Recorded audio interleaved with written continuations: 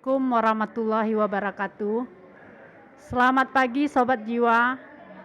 Kita jumpa lagi di Warung Kopi Jiwa bersama Ibu Desi dan Dr. Muhammad John Abrahim SPKJ. Kita akan membahas tentang masalah jiwa di kehidupan sehari-hari. Yaitu kita membahas tentang suami istri, hubungan seksual suami istri jilid 3 yang akan dibahas oleh Bapak kita Dr. Muhammad John Abrahim SPKJ. Kepada Bapak kita dipersilakan dengan segala hormat.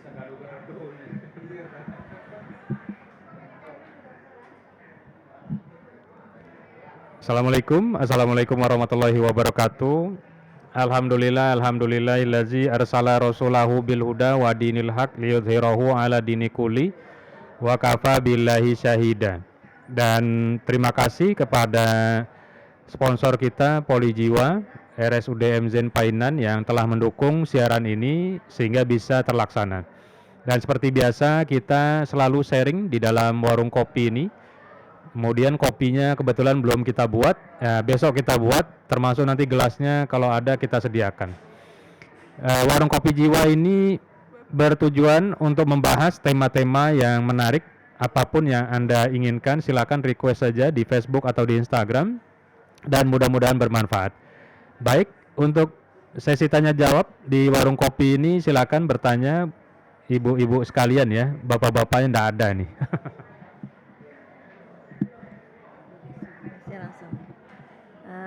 Terima kasih Dr. John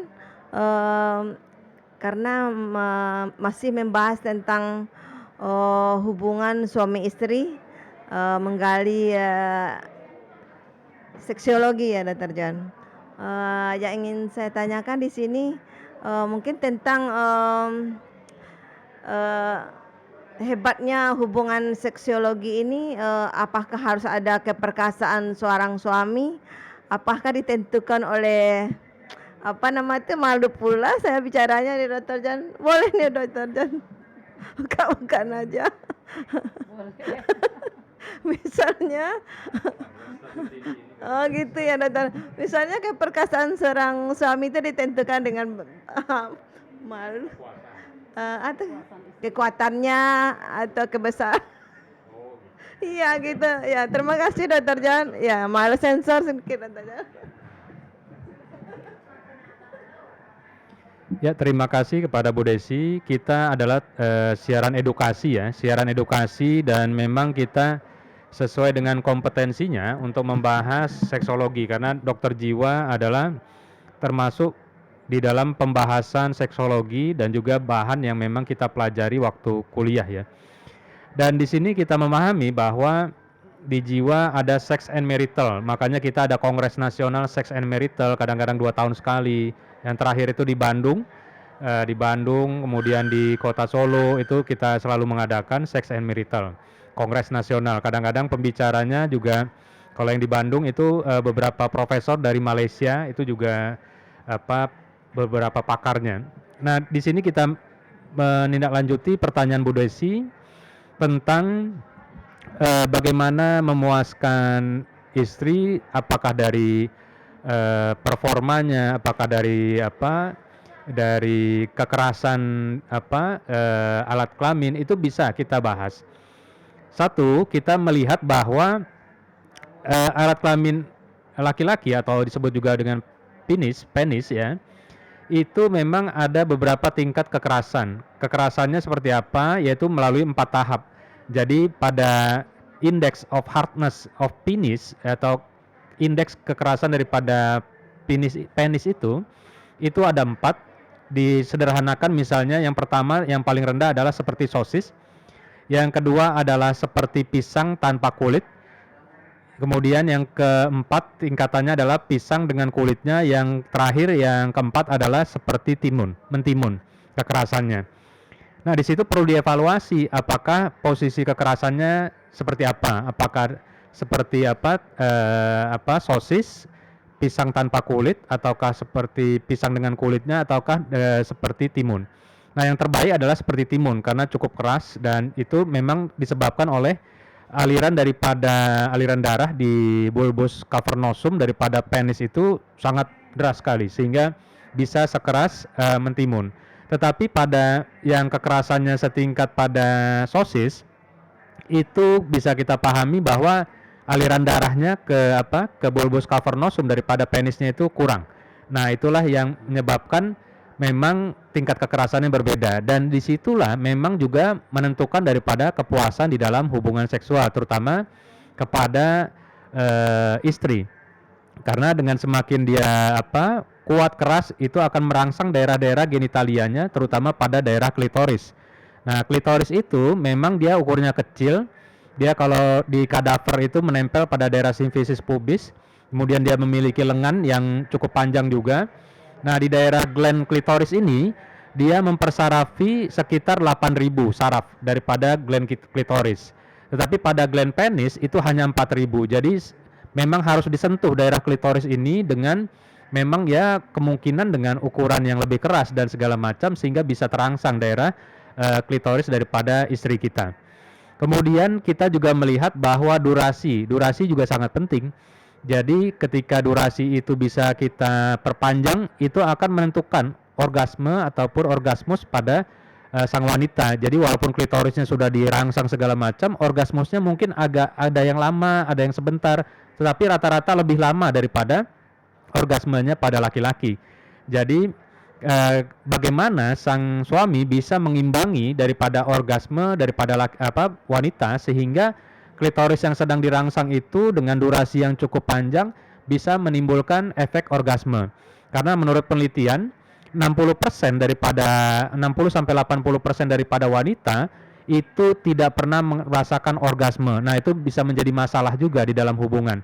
Sehingga kita harus bisa memastikan satu, durasinya ya, endurance-nya, kemudian kekerasannya, kemudian yang jangan lupa juga foreplay-nya, pemanasan. Jadi pemanasan itu sangat penting sehingga kita bisa jangan sampai suami terpuaskan tetapi istri tidak mengalami kepuasan, dan akhirnya kadang-kadang istri membuat-buat seperti orgasme atau fake orgasm atau orgasme palsu. Nah, jadi kita bisa memberikan keseimbangan antara kepuasan diri kita dan juga kepuasan pasangan dengan 3 hal yang saya sampaikan tadi. Baik, begitu ya Bu Desi ya. Terima kasih Dr. Jan, penjabarannya. Terima kasih Bapak Dokter. Baiklah, saya juga mau bertanya sama Bapak Dokter tentang hubungan seksual suami istri. Kalau yang ini mungkin sudah lumrah terjadi, Pak. Ini untuk lelaki normal atau perempuan normal atau istri normal atau suami normal, tidak menyimpang ya Pak. Gimana kejiwaannya laki-laki atau perempuan yang jauh dari istrinya Pak? Gimana faktor kejiwaannya? Kalau dia hubungannya jarak jauh gitu, ketemu nanti 1 kali 1 bulan atau 1 kali 3 bulan, itu gimana menurut Bapak Dokter? Kejiwaan seorang istri atau seorang suami?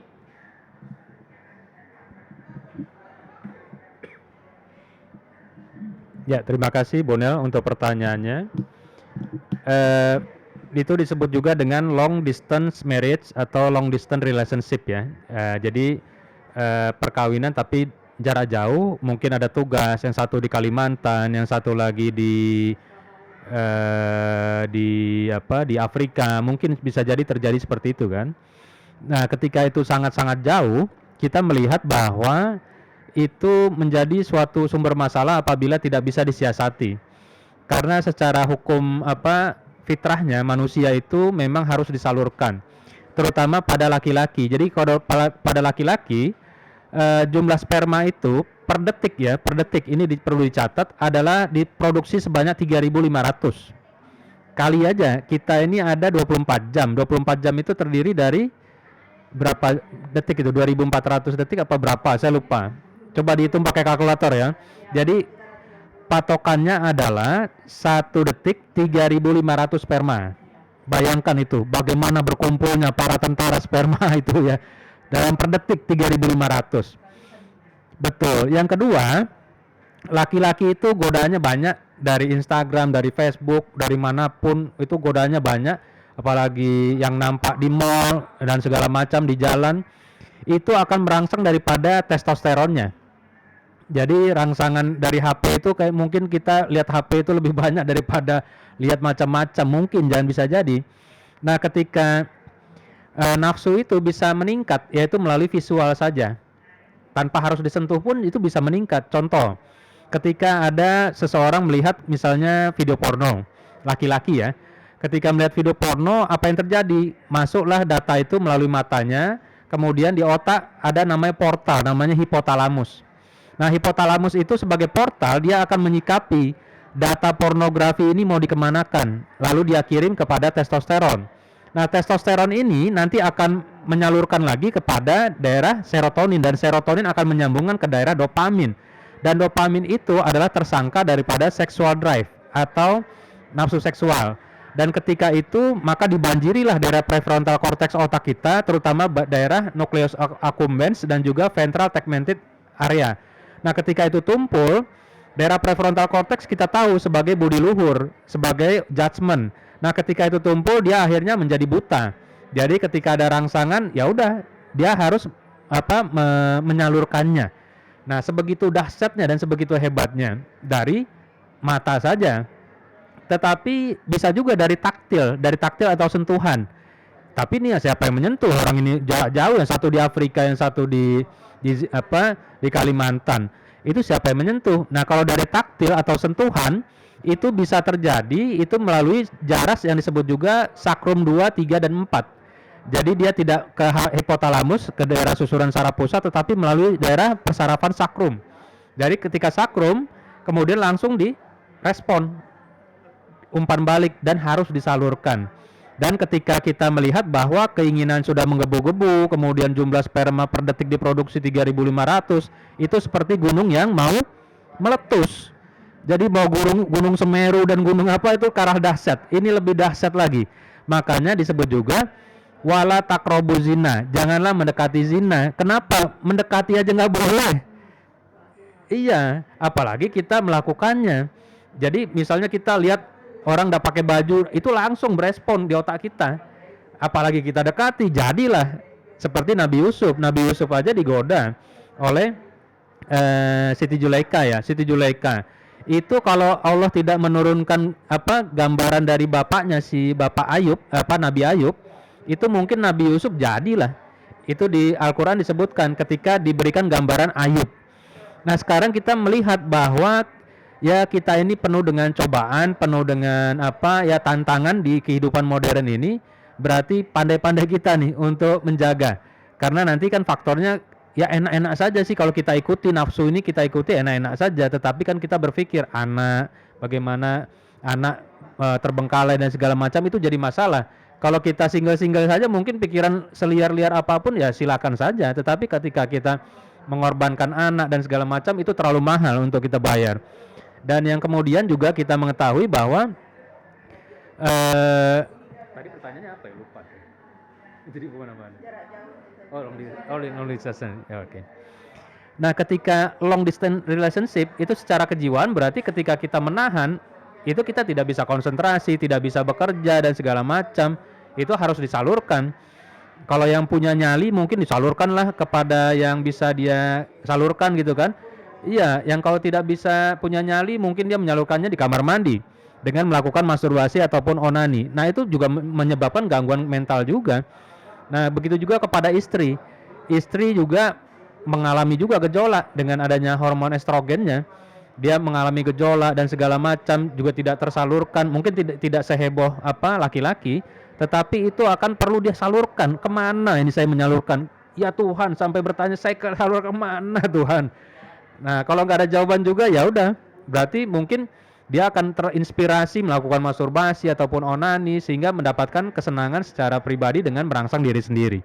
Jadi itulah lingkaran yang perlu kita waspadai. Mau saya juga lagi berpikir bagaimana melindungi diri saya yang sebagai laki-laki dengan jumlah sperma dihasilkan per detik 3.500, dengan testosteron saya yang selalu bergejolak. Saya juga berpikir bagaimana juga mengendalikannya. Jadi itulah penuh resiko. Jadi kalau bisa jangan long distance relationship, itu sangat-sangat beresiko. Dia bismillah 100 kali tuh kadang-kadang bisa terpleset juga itu kan. Jadi manusia ini penuh dengan tantangan, ya kata apa? Kata kata Om Napi apa? Di mana ada kesempatan di situ apa? Di mana ada kesempatan di situ ada kejahatan, kan seperti itu ya. Nah, jadi kita ya berusahalah dengan penuh tantangan dan kelemahan yang kita punyai. Mungkin seperti iya disatukan, jadi pindah tugas saja, istrinya ikut suami kan bisa, itu kan bisa itu. Jadi kita kalau beresiko seperti itu ya silakan Anda yang menentukan, Anda yang mengambil keputusan. Seperti itu ya. Nah. Masih ada pertanyaan Bu Desi? Enggak lagi? Iya. Boleh. Iya. Iya. Ya. Terima kasih atas waktu yang diberikan kembali. Mungkin yang ditanyakan tentang hubungan suami istri ini, Dr. John.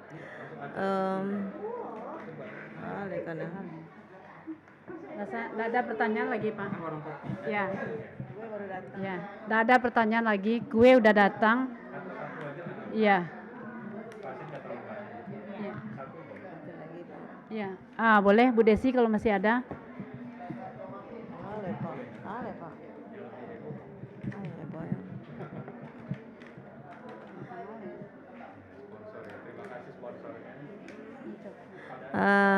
Baiklah, Dr. John, saya ingin bertanyakan tentang permasalahan hubungan suami istri ini kan ditentukan oleh normalnya seorang laki-laki, Dr. John. Apakah iya itu? Betul? Kan yang hebat tuh kan harus laki-laki, harus jantan gitu, Dr. John. Tidak seperti sosis gitu, seperti timun gitu, Dr. John. Apakah harus begitu, Dr. John? Jadi kekuatan seksual itu juga ditentukan dari lingkar perut ya. Jadi semakin besar lingkar perutnya itu biasanya untuk mohon maaf menurut penelitian itu akan tertarik daripada daerah peritoneum itu menarik daripada ukuran penis. Jadi lingkar perut semakin besar itu berarti penisnya semakin kecil. Nah, iya. Bisa dilihat ya. Nah, jadi ketika itu kita juga melihat lingkar perut kita ini jadi tambah besar apa gimana? Itu jadi perlu dipertanyakan. Kemudian yang tadi saya bilang hardness atau daripada kekerasan. Kekerasannya seperti apa? Apakah dari mulai apa? Index of hardness of penis itu dari mulai apa? Sosis. Kalau besar kecil relatif ya, Bu Desi ya. Jadi kalau besar ukuran itu berdasarkan juga menurut penelitian itu berdasarkan misalnya ukuran besar itu biasanya genetik. Biasanya orang-orang Arab, orang-orang India, orang-orang Eropa itu genetik. Ya, jadi jangan memaksakan seperti orang Arab dan India itu genetik ada. Jadi genetik dari beberapa itu terbawa kepada itunya. Nah, kalau ukuran orang Asia itu standar lah. Ketika standar, sekarang kita tidak usah banyak berharap ukuran orang Asia menjadi orang Eropa dan segala macam, tidak usah.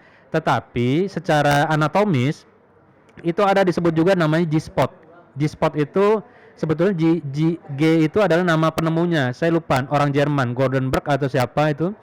Dia menemukan daerah suatu titik yang bisa merangsang daripada gairah daripada perempuan sehingga bisa orgasme. Nah, itu tidak perlu panjang-panjang sekali. Dia berjarak dari mulai vagina itu sekitar 2 sampai 3 inci saja. Jadi itu jaraknya udah nggak perlu sepanjang Eropa dan orang Arab, tidak perlu. Seukuran Asia sudah cukup. Nah, kemudian kalau bisa lebih fokus ke daerah klitorisnya dan segala macam sehingga kita ukuran itu tidak menjadi suatu kemutlakan, tetapi itu juga ya sebaiknya begitu. Tetapi kalau kita bukan orang Eropa, bukan orang Arab, ya genetiknya terima aja. Orang nenek moyang kita kan seorang pelaut, jadi ya terima saja ya, genetiknya sudah begitu. Nah, sekarang yang berikutnya kita mengakui bahwa foreplay itu pemanasan silakan. Kemudian endurance-nya silakan. Kalau mau 45 1 jam ya, kalau 2 jam nggak mungkin juga lah ya, 2 jam itu terlalu berlebihan. Ya itu diusahakan semaksimal mungkin. Bisa melalui pengobatan, mengevaluasi hormon testosteronnya segala macam.